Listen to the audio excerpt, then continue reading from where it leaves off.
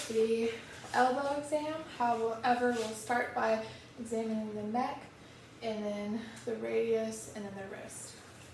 So I'll start by doing a seated screen.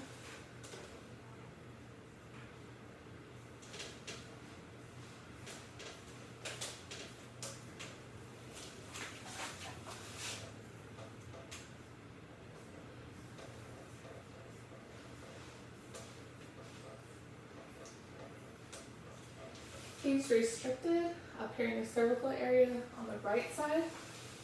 So I'm going to find the exact segment.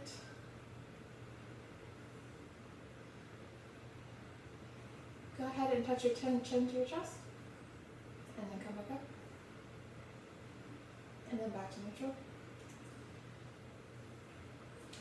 His diagnosis is C6, rotated right, side bent right. So in order to treat this dysfunction, I will use the still technique and I will move the patient into the position of ease, which would be rotated right and side bended right. And then I would add compression and then move through an arc through the barrier to return to neutral. And then I would reassess again by doing a seated screen. Go ahead and turn around.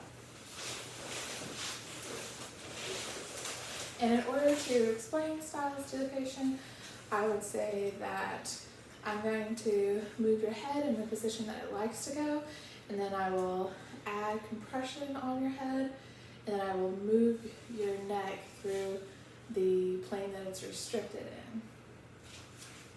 Okay, next we will evaluate the radius, and I will have the patient pronated and then put my thumbs near the distal radius, and I will spring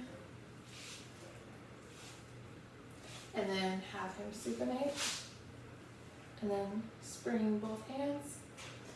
So on the right side, he is restricted in pronation, so he has a right supinated radius.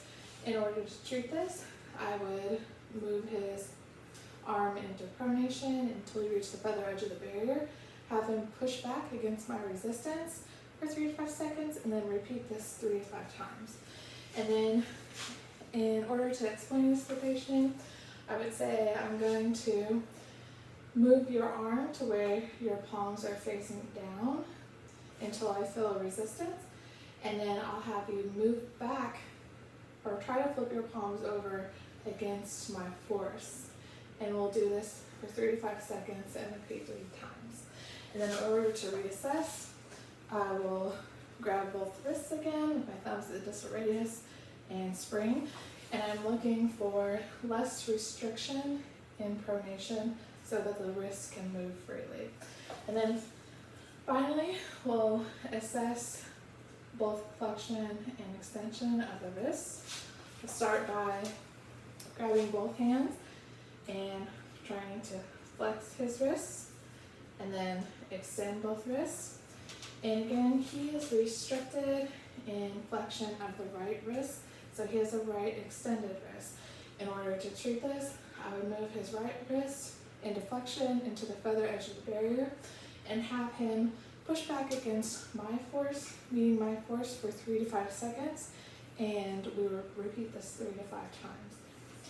And then to reassess, I would flex and extend both wrists, looking to see that the right wrist moves more freely into flexion. In order to explain this to him, I would say, I'm just gonna bend your wrist and I want you to push back against my hand.